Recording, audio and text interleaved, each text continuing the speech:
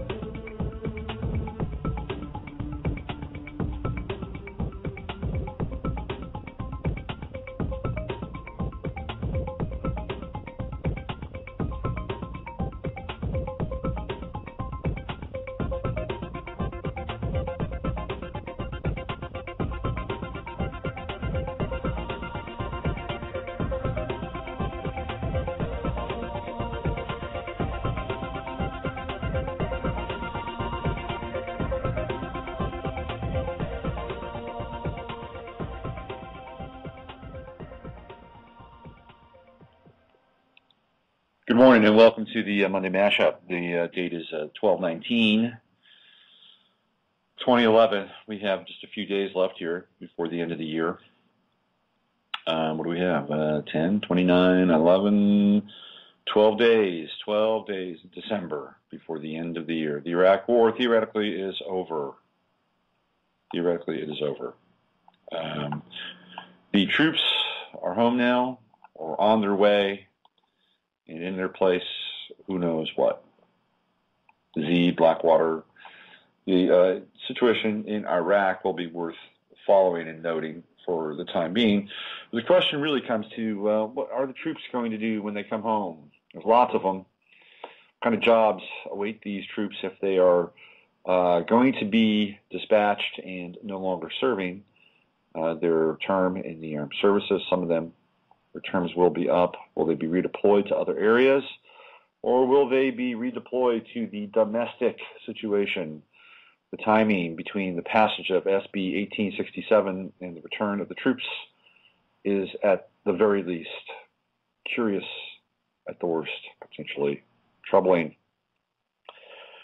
We have to keep our eyes on what happens and unfolds after the first of the year with all this massive, not just manpower, but also vehicles, equipment, everything that has been invested in Iraq pretty much since 2002/2003. That's all coming home. What are they going to do with that stuff?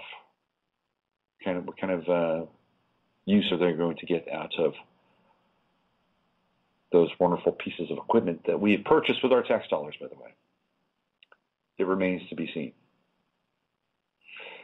SB 1867 is a pretty heavy-duty passage of a bill, and it's clearly a shot across the bow of freedoms and rights and civil liberties, personal freedoms. Most people don't know about it. Most people don't really care. Most people don't think that they're in jeopardy of having some of their fundamental values and fundamental rights here in this country, like freedom of speech, freedom of expression, questioned and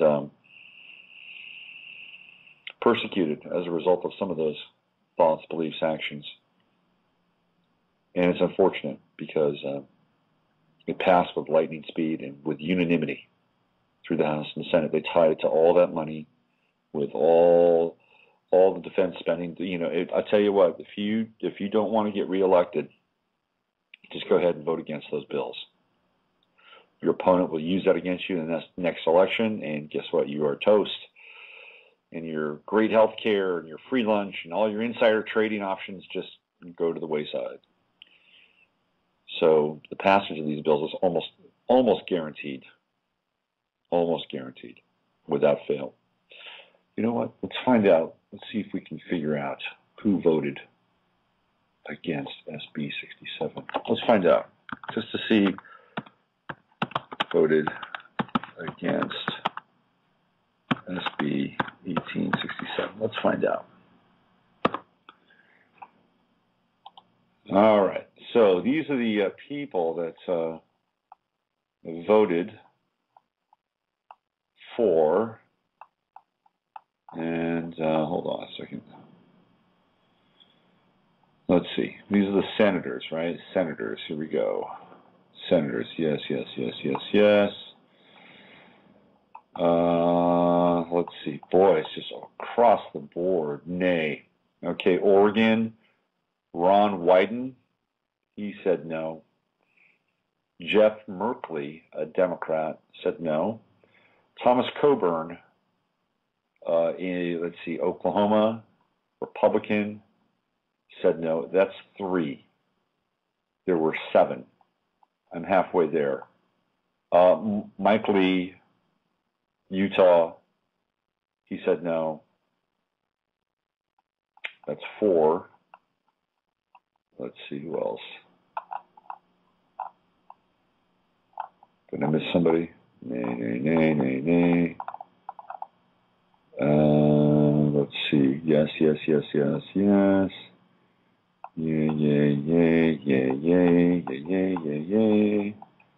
Thomas Harkin. That's weird. Iowa said no. And, of course, Rand Paul said no.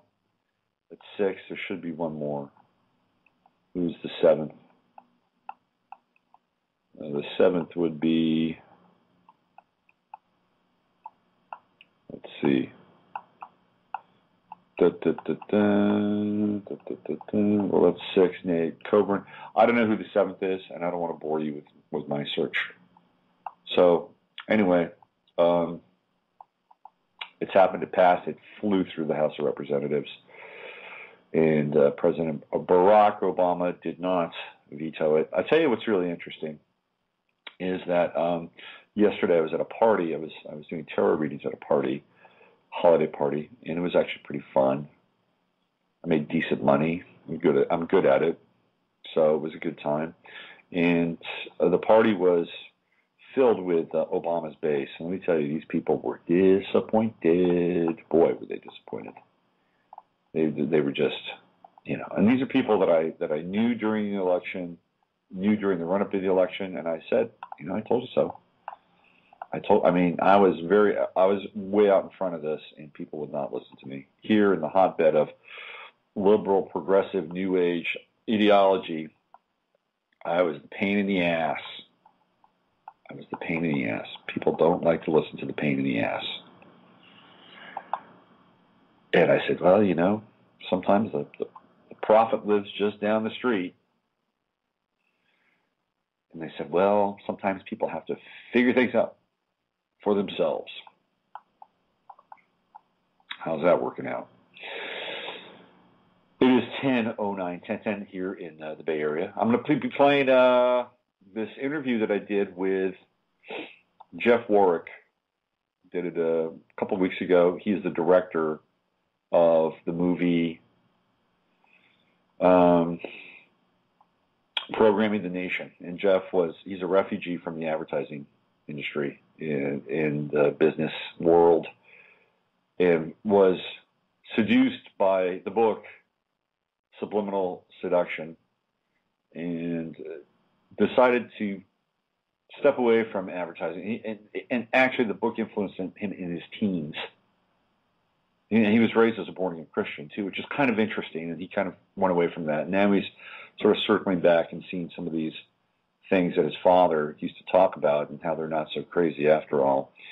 And so he decided to step away from advertising, and he invested 7 years of his life into this movie. And you can see the link on the blog talk page, and I'm going to be playing my interview with him in about 5 minutes. So I just want to relate for me at least, an interesting story, okay? And I struggled as to whether or not I wanted to share this with you. But I thought it was at very least in terms of a human condition piece, that you'd get some enjoyment out of it. Okay, so when my ex-wife and I split up, she lost like 160 pounds.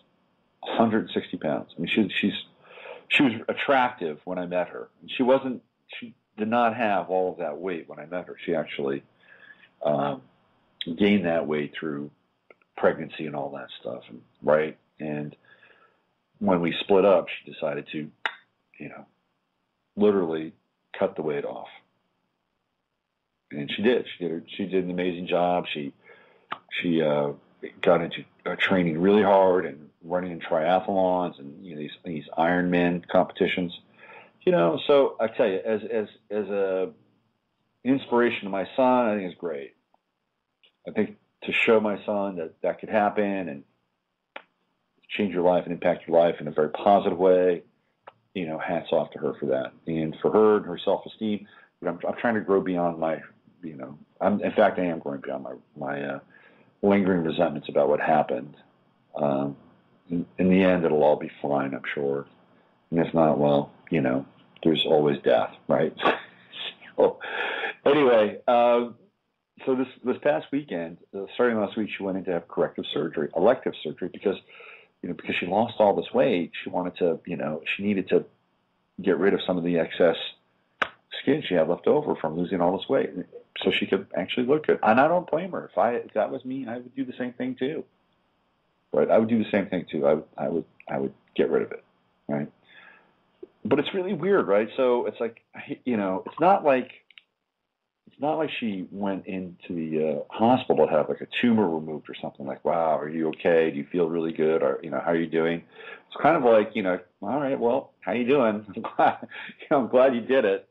It's great. I'm glad you're not, there were no complications, and I'm certainly happy that nothing happened to you because of our kid.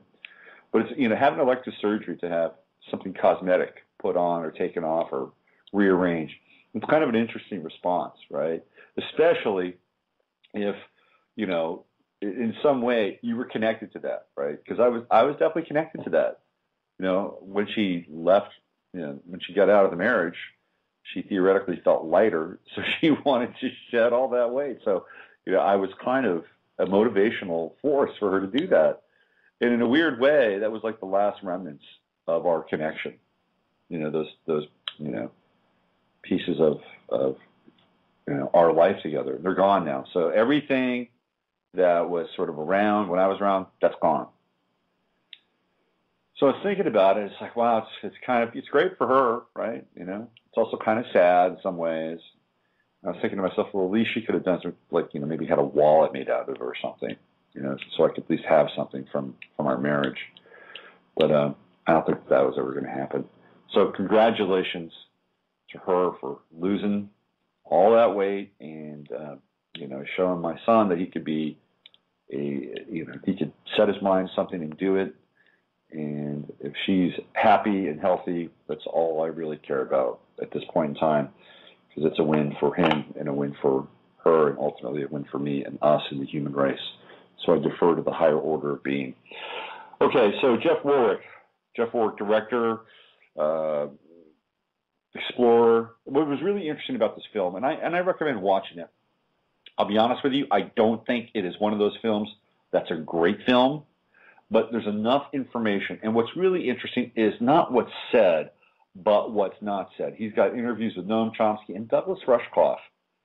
And Rushkoff basically says, I've been in advertising for years, and none of this subliminal stuff happens. Douglas Rushkoff is he's bailing water for somebody. Let's put it that way.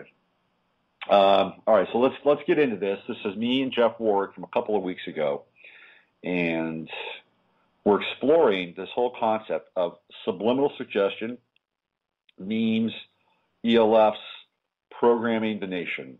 Here we go. I'm interviewing Jeff Warrick, who is the director of Programming the Nation. Hi, Jeff. How's it going? I'm good, Robert. How are you? Thanks. I'm good, thank you. I just wanted to kind of jump in really quickly here and get a sense. For me, I just saw the DVD last night, so it's pretty fresh in my head. And I'll give you my impression, and then maybe we could kind of jump off from there and see where it goes. My sense is that in the narrative of the DVD, my feeling was at the beginning of the DVD, you were sort of skeptical and kind of incredulous that subliminal programming, predictive programming, hidden in plain sight stuff, that all those things could really exist. And my feeling or sense was that by the end of the DVD, I mean, you're really way out there. You're talking to Nick Begich. We're talking about harp and some very sophisticated programming with ELFs and Gwens and all sorts of stuff like that. So it seems like to me that this film isn't just about programming the nation and the nature of subliminal not so subliminal programming, but your own sort of odyssey with this material. Am I right? I mean, that's a good analysis. Absolutely. I think that I did go into it as a skeptic. I worked in advertising for many years, and you learn of my exposure to the material as a kid through my father, through the church I attended, and then as I went to college and started thinking more critically, a lot of that kind of got put behind me, and I did create more of a skeptical notion of some of this stuff. And as I embarked upon the journey of making this film, it was a 7-year process, and I did find myself, as I investigated and did the research and interviewed the experts in our film, I did find myself doing a complete 180. I realized that there is a mind war taking place in this country on a global level, really, and that we are being brainwashed on a very sophisticated level in a lot of different ways. Aside from all of the traditional notions of subliminal advertising with sex, embedded in ice cubes and phallic symbols and things like that, it's gotten really much more sophisticated than that and much more sinister in a lot of ways. When you grew up in the 1970s, and you were sort of indoctrinated into this through your father, right? In the book Subliminal Seduction, is that correct? Yeah, he mentioned he has been reading the book and how they were blipping messages like eat popcorn and drink Coca-Cola on movie theater screens. And the interesting part of that whole story is that I actually got to interview the author of that book, Bryan, who's now passed away, but I probably had one of the last interviews with him, which was really a thrill for me. But that was my indoctrination, absolutely.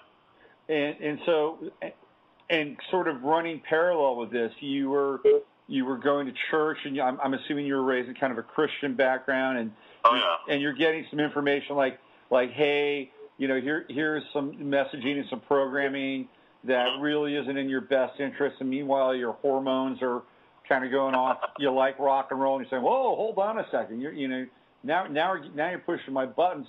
But ironically, you're kind of coming back to that, aren't you? In some ways, I mean, not maybe not from a religious standpoint, but from a place where maybe there is something going on here. Maybe my father wasn't too far off the mark. Whether I doubt they're blipping things on theater screens, and so a lot of those stories are kind of urban legend and a lot of misinformation about the history of subliminal messaging. Particularly, that's one event, the Vickery experiment. Mm-hmm. James Vickery in 1957 held a press conference in New York City where he told the press that he had, flashed these words in movie theaters during the film Picnic, starring Kim Novak, and increased popcorn and Coke sales significantly. And so, the press took this, they ran with it. It created this enormous stir across the country. It brought him to Congress where they investigated the techniques. And it caused quite a commotion. And then Bryan kind of picked up the story in the 70s and ran with it and continued to spread this story. Really, 5 years later, it very rarely gets mentioned that 5 years later, Vickery admitted to Advertising Age magazine that he had exaggerated the experiment and the results, and then it became questionable whether the whole thing ever took place at all. So, but it's funny because once you let the genie out of the bottle like this, it's very hard to put it back in. And so there is a lot of confusion and misinformation, and I think that techniques like that are more of a red herring in terms of subliminal messaging. But our film definitely goes on to cover the reality of kind of what took place during that experiment, as well as some more real issues that people should probably be aware of that are taking place in mass media.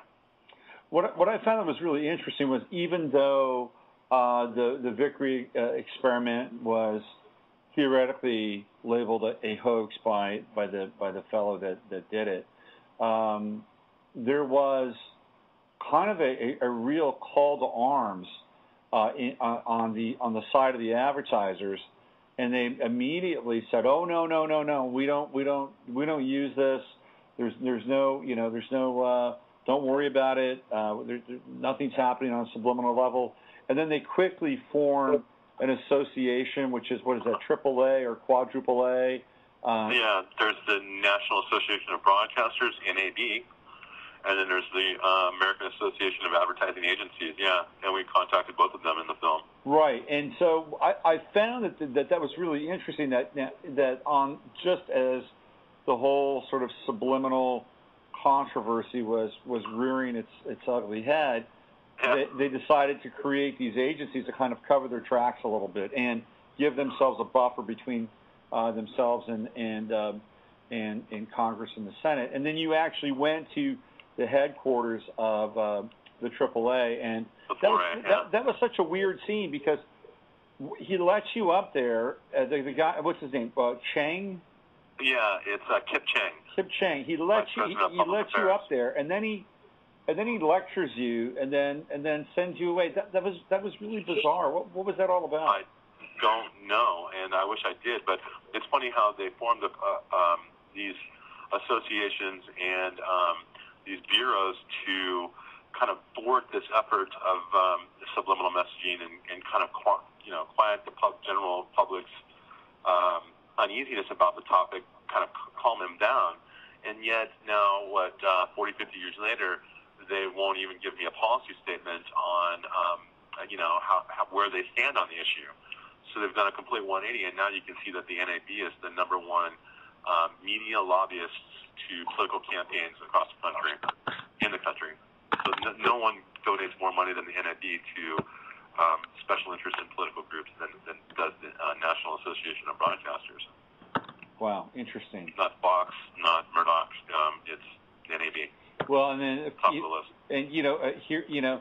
funny. I mean, I think once you start to untangle these knots, right? It's like now you've got the NAB involved, and you've got the networks involved. You've got advertisers involved. You've got Congress and the Senate involved, and now you've got this whole 99% Occupy Wall Street movement that's happening. And it's like I was actually there at Zuccotti Square, right? I was there about a week ago, and I'm asking myself, well, this is cool. I mean, this is good. We kind of need to redress the balance of what's happening in the marketplace, and where there's absolutely zero oversight. And for the last 20 years, people have just been pillaging, and really ever since Reagan, they've just been pillaging the public trust. And now we have this movement that's taking place, and yet on some level, I often wonder if the people that are a part of the movement aren't even being reactive and being susceptible to some sort of programming to kind of move in this direction. I mean, really, are our thoughts and our volition our own at times? I agree. I mean, I think that if you question, there's a lot of youth involved in this movement, which I think is encouraging. It gives me a lot of optimism to think that now when people are getting, off the couch and really doing something about the inequalities taking place in our country.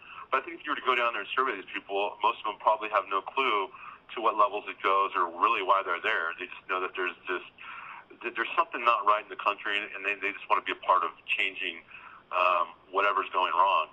So I think our film really does address some of the issues that brought us to where we're at, including the mass greed and manipulation that takes place behind our backs on a constant basis.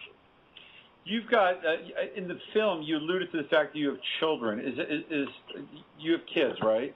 Yeah, I have two boys, 9 and 6 now. 9 and 6. Okay, I've got a boy that's 7, And so you and I think, could have a pretty informed discussion about the Cartoon Network. Oh, yeah. And I've decided to stop my kid from watching the Cartoon Network for a number of reasons. It's not a bad idea, honestly. I mean, let's face it, they're bombarded with commercial after commercial. A lot of it is, just creating fear and violence in the kids through the programming itself. And the violence, there's a lot of violence programming on those shows, whether, you want to admit it or not. And there's a lot of other options for kids. I mean, now with Netflix and stuff like that, you can have a stream right to your television. You avoid all of the commercials, and, you still give your kids a little bit of entertainment. I think it's really, really important for parents to just understand how their kids are being manipulated, and to really, I think, for me anyway, and what I try to do is, I don't want my kids to be, socio-zombies at school, and when they're talking about certain programs to not really know and then be kind of outcasts. So it's important to have them be well-rounded and some media saturation to take place with them, for them to be immersed in it to at least a limited extent, but really to be more critical about the images that they're seeing. So one of the things I like to use is I tell my kids, look, everything that you see on TV is a lie, and it's really not far from the truth. I mean, it's all manipulated in some way, whether it be with the audio or the editing techniques or what have you. You're only using 2 of your senses when you're watching television, your eyes and your ears, whereas if you're actually at an event and witnessing it live and in person, you're using much more of your senses than that. Plus, it's not edited. So the point is that now my kids come up to me and they say stuff like, hey, is this a lie? Is that a lie? They're thinking about media much more critically at a much younger age, just by a simple, planting of seeds like that. So I think it's important for parents to engage in their kids and get them questioning the messages that media is sending them.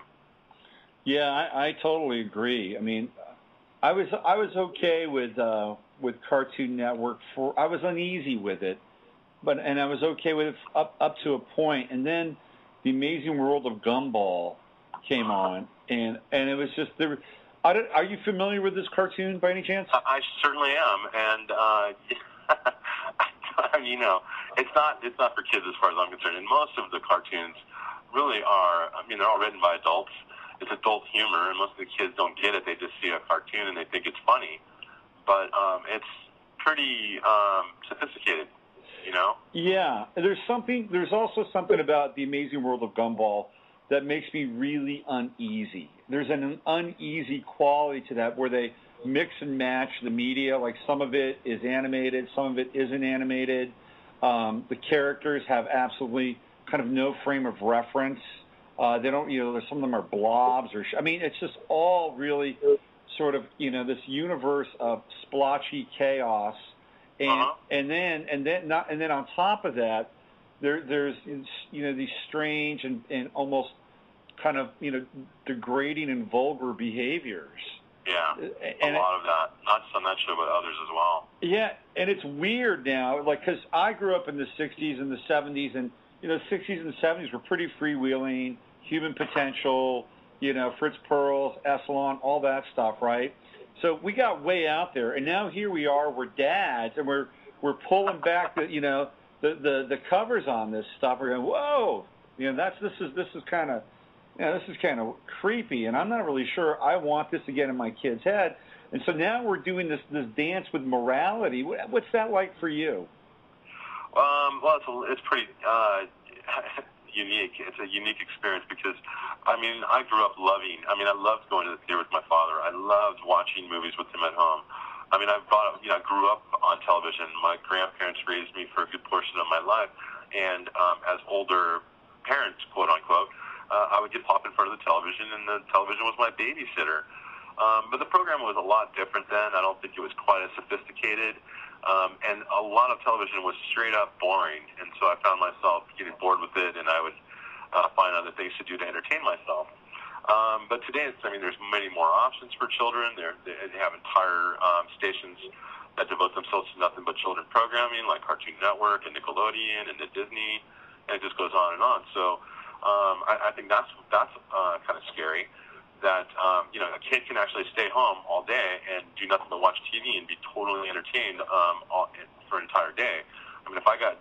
If you and I got suspended from school when we were kids, we would be bored out of our minds sitting home all day. We wish, we hadn't have done whatever it did that got us in trouble. Right. Whereas kids nowadays get almost rewarded by staying home and getting to be entertained all day. So we'd be definitely different beasts for sure. We'd be forced to watch The Days of Our Lives. It was horrible, wasn't it? Ryan's Hope or something like that. Yeah. Yeah. I wanted to ask you about Douglas Rushkoff. I liked Siberia. I thought Siberia was a really good piece of work. I actually used to write for Mondo 2000, so I've got a connection to that book in some ways. But here you've got people like Eldon Taylor and William Poundstone, and they're like, yeah, man, this stuff is happening. And these guys are like insiders, right? I mean, they're like, woven with the fabric of advertising and symbolism and to a certain extent subliminals. And they're not agreeing on everything, but, they're agreeing on a lot of your premise. And here's Douglas Rushkoff. Oh no, I've been in this business for 10 years, and this doesn't happen. At a certain point, Rushkoff lost all credibility for me in your documentary. I liked his books. He wrote a couple books, Coercion and Media Virus, which I had studied prior to our interview, or even really contacting him, in fact. And so I figured, he's definitely going to be on the same page when we sit down and talk about this. And instead, what surprised me was that he didn't want to do the interview. He thought that the whole premise of subliminal messaging was just a big red herring. And in a lot of ways, I do kind of agree with him. I think the Vickery stuff and the blipping of popcorn in theaters is a big red herring. But, it's more of it definitely opens the door to other techniques that really are legitimate, that are taking place. And he dismissed them all as just kind of ridiculous. So that was interesting. I was also interested that I interviewed Noam Chomsky, and he didn't get a whole lot of play in the film. He almost canceled the interview because he had only done a year's worth of research and figured that he didn't really have anything to say on the topic, and so he didn't find anything worthwhile or meaningful with which he could discuss with me about. And I was like, well, Noam, a year's worth of research. You're telling me that you didn't find anything that you can discuss with me. I just found that unbelievable. And, he almost canceled because of that fact. So I finally said, look, let's just keep the interview and we can talk about manufacturing consent stuff, which is really why his interview footage is pretty much is so short in the film. But, it was really difficult to get anyone to come on and talk about it. It's like a taboo subject in our culture for some reason, this whole idea of subliminal.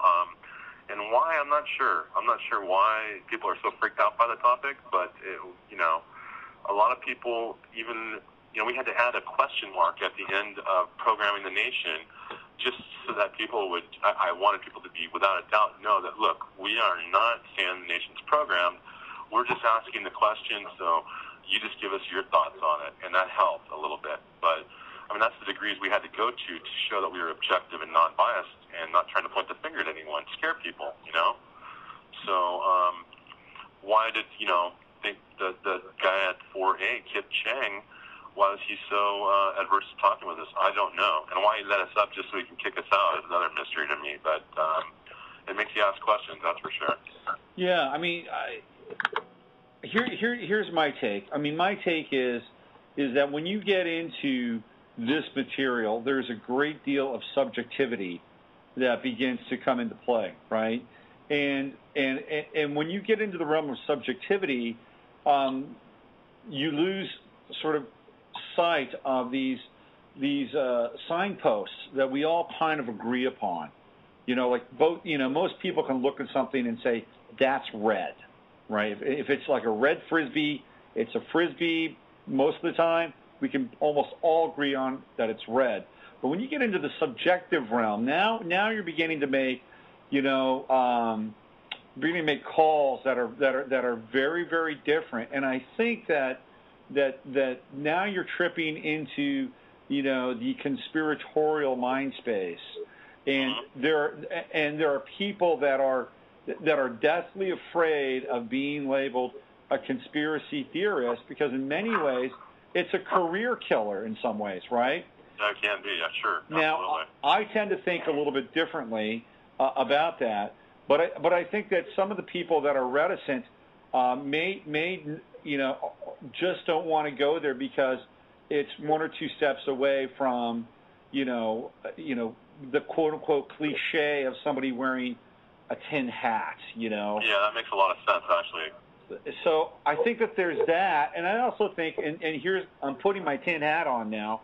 I also think that some people are gatekeepers, and I think that they have a vested interest in keeping a subliminal or a secret language alive for whatever reason. And my opinion, Noam Chomsky is one of those people. That's just my opinion. Well, I think Rushkoff could be probably labeled in that category too. In fact, a lot of people have said that that was his job in the film, was to be that kind of negative naysayer of the fact of what's taking place. So there you have it, I guess. Well, he certainly became a gatekeeper in my book after watching that. It was like, I just thought he lost, a lot of credibility when you had these deep insiders, just checking boxes. Yep. And he's like, no. It's like, come on, dude. Sorry. I wanted to ask you a little bit about Kucinich. How did you get him into the film, and what was your take on him? And I have a story I want to share with you about Dennis. I'll give you my experience with him and insight. How did you get hooked up with him? Well, we had some local supporters here in Santa Cruz that were also investors in the film, and so I guess they had handled his local run for presidency in 2004 in Santa Cruz, which is where I'm from, and they said, hey, why don't you give him a call? Obviously not him, but his office a call, and let them know that you're affiliated with us. And so basically, this kind of name dropping allowed me to, gave me the opportunity to open those doors to get an interview with him. I was pretty blown away when they gave me a call and said that he would be available when if we could get out to Washington. So we got him. We got what's her name? She was great in the film too. Not Amy Goodman. Not Amy Goodman, but Black Congresswoman from L.A. Ann Watkins was her name. Diane Watkins. She was phenomenal. But that's basically how we were able to get him to agree to the interview. And I thought he was fantastic. He's got degrees in psychology, so he understood the language, he understood the vocabulary, and I thought he was pretty forthcoming with his information on how, particularly, we were there to talk with him about the political elements and the political realm of subliminal messaging. And he had no problem, which most people didn't at that point have any problem talking about the Bush administration and the techniques that they were using to program the nation. So that was great. One of the things, Dennis is cool, and I thought his information was lucid and pretty right on. I actually I kind of cornered him at a festival. I think it was in 2008, maybe 2007. It was at a festival, and I asked him. It was just me and him, and I asked him if he became president, what would he do about chemtrails? And he actually admitted to the fact that chemtrails exist. He said, yeah, they exist. They're making people sick, and he had a whole plan laid out. And I thought, well, that's pretty interesting. That is interesting that he would come on the record and say that. Well, I would be a political killer for a lot of candidates. So yeah. Well, I wasn't interviewing him at the time. I just asked him as a kind of a citizen, and he was very upfront about it. One of the things that you didn't touch on in the film that I thought was just incredibly insidious was the run-up to the Iraq War. Fox News had all of these experts, right, and these consultants and these strategists, and they would bring these guys on there, and they would say, oh, yeah, this is happening. Oh, this is happening. We're going to have to go in there and do this, X, Y, and Z. Turns out that, 80% of those guys were on the payroll of the Bush administration. Oh, yeah. Yeah, absolutely. So, that just shows you how easy the media can be manipulated and how easy politics can be manipulated. And, is that subliminal? I don't think it is, but I definitely think it falls into that realm of just so much of our media and so much of our politics operating on this below the radar, below the threshold of consciousness. And that's just another example of that, definitely. Yeah. Yeah, absolutely. What were one or two of the things that you thought were really interesting but didn't make it into the film? Well, I mean, neuro-linguistic programming, probably, NLP, as it's called, is an interesting field, and I think has a lot of interesting strategies, for self-healing and for self-help. But, I mean, applied in certain ways, it can also be used to bypass people's conscious reasoning and to get them to comply and to agree. And interesting technology, an interesting field, just in and of itself. So, we started going down that track, just realized that we weren't going to have the time to cover it the way that we would have liked to, and that we already had way too much in a very, very deep and heavy documentary as it was. So that's one of the things that didn't make the film. The other interesting thing probably is the whole subliminal self-help industry. I mean, this is a multi-million-dollar industry where people are doing a lot of good things, supposedly. I mean, there's a lot of, mixed feelings and mixed beliefs on how well it works. But it is a big industry, and a lot of people claim to have benefited from it in terms of, stopping smoking, losing weight, self-esteem. I mean, all kinds of, they make subliminal tapes for just about anything you can imagine.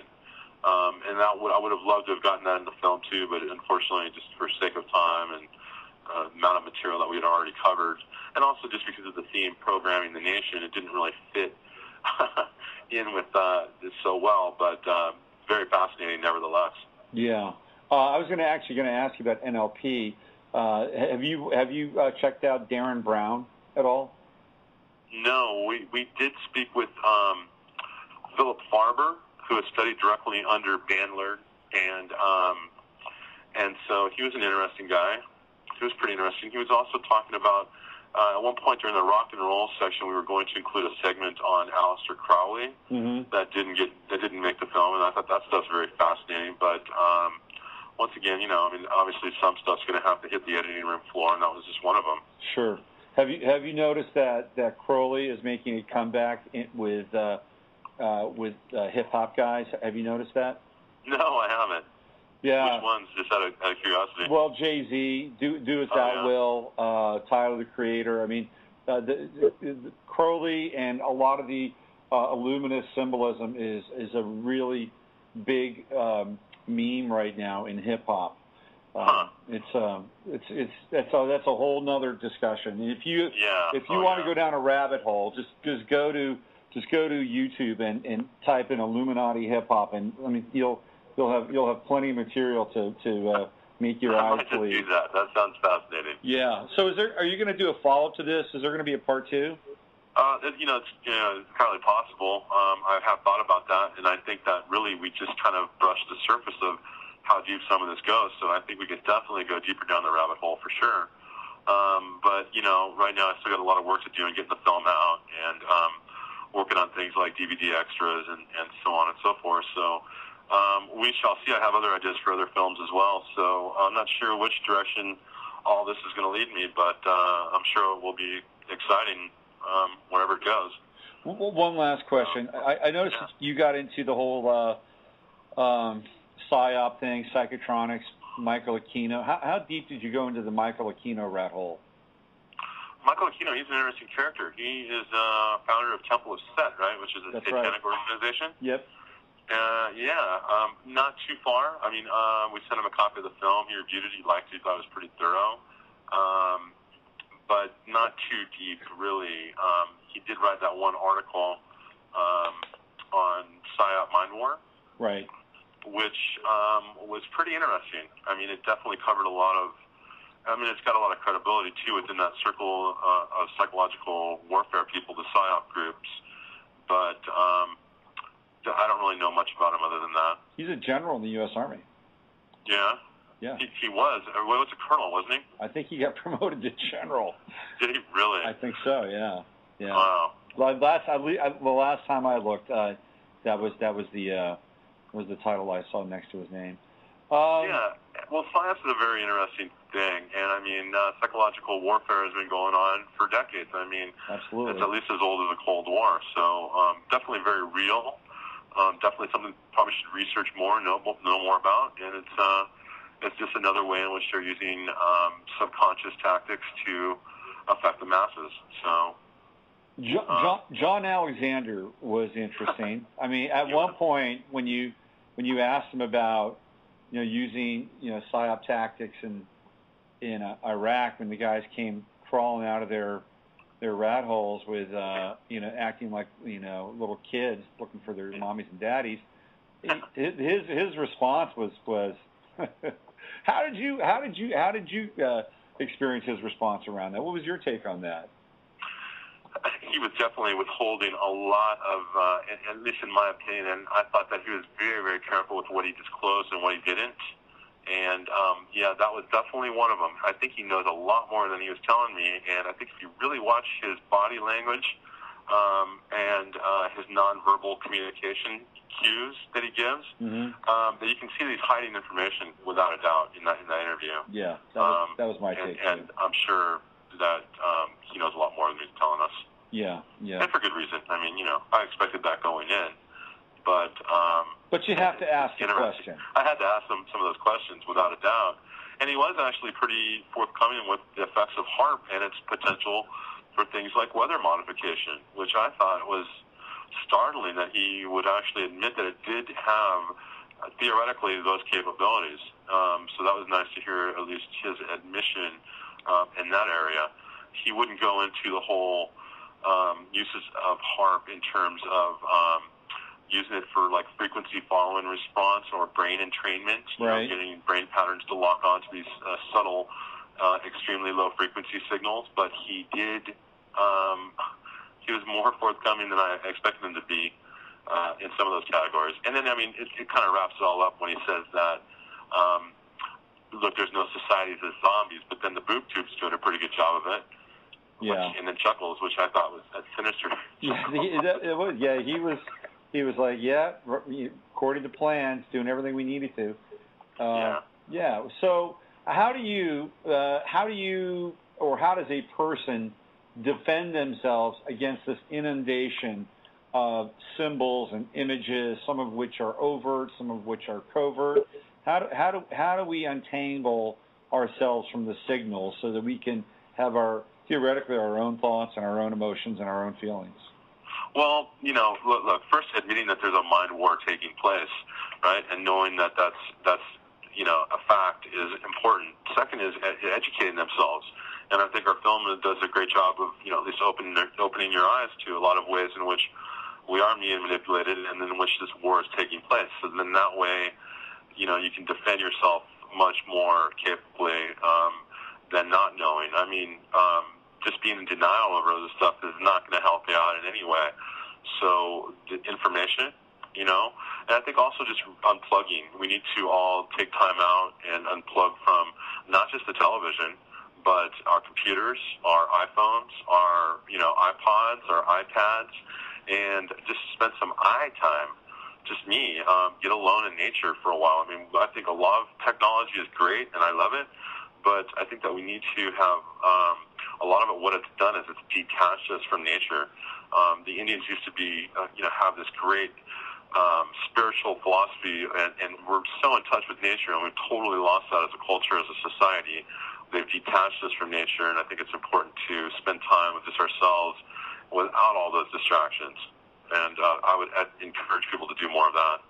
Yeah, I'd agree, and it seems like we're in a really interesting dance because you've created a video, you've used technology to create the video. You're going to be involved in social networking. I'm putting this up on a podcast, so we are in this kind of interlocking web of synthetic influence in our lives. And at the same time, we have to kind of redefine, our old way of life and kind of, figure out, how to get back there, or at least not get back there, but incorporate those things that really moved us in ways that aren't really, virtual.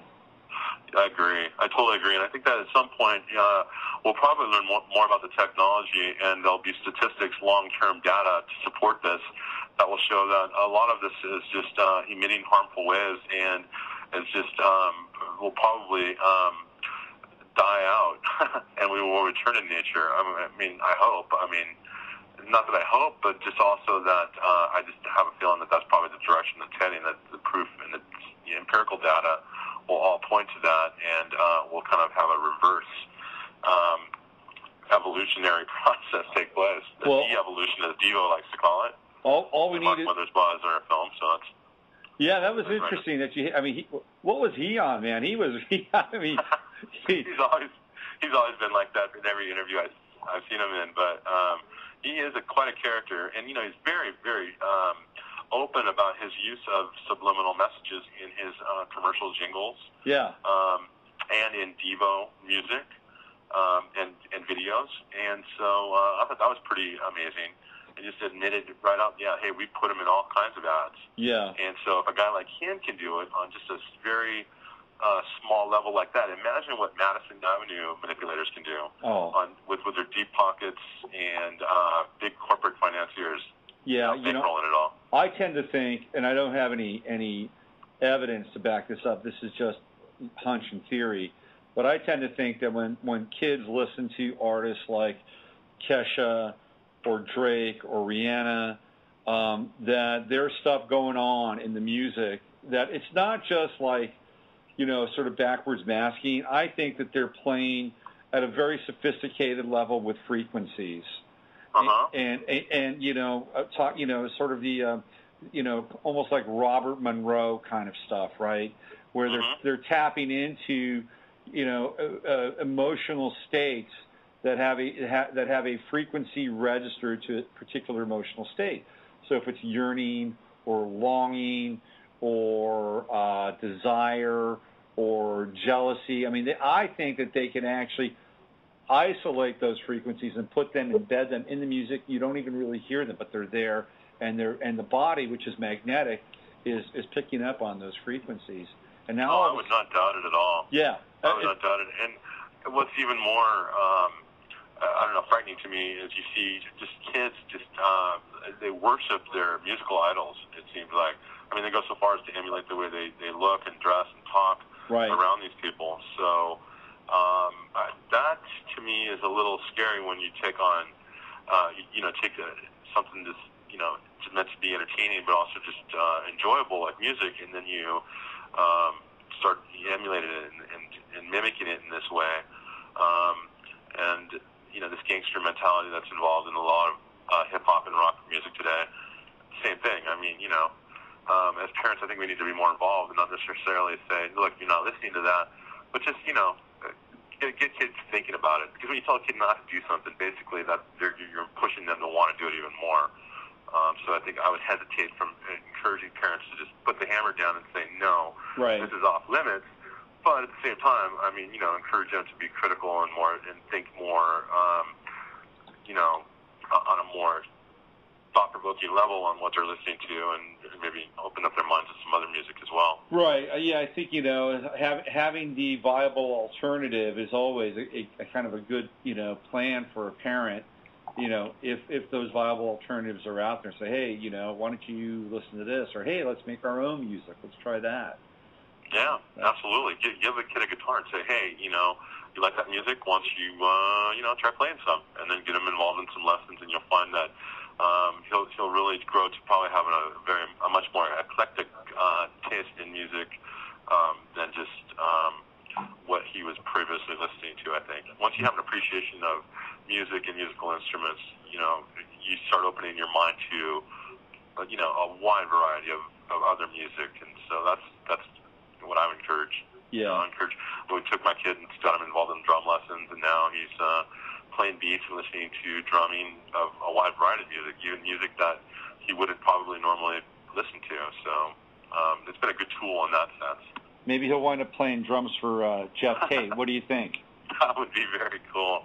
Yeah. Although Scott Rockenfeld is a pretty good drummer, so it's gonna be hard taking his place. But that was a nice piece having Jeff Tate in there with the whole Operation Mindcrime. I love those guys, and honestly, let's face it, their music has a lot of subliminal elements in it, and I think that when you're using it in music and in art and things like film, I think that the artists should have a little more freedom and leeway. I think that if you're going into a Hitchcock film, then you're going to be expected to be scared. In the same way with like a William Friedkin movie or something like The Exorcist.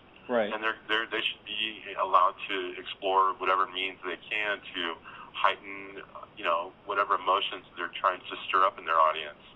As a filmmaker, I mean, I employed a lot of those in my film as well. So that's just part of art. But when you start getting into manipulating people's buying and purchasing powers and their thought processes and the way that they vote and all of that, it gets way more sinister and it gets way more sophisticated. And I think people just need to wake up that this is taking place. And really the only way to defend themselves is equipping themselves with the knowledge and then maybe just stepping back and removing themselves from it all a little bit. Yeah.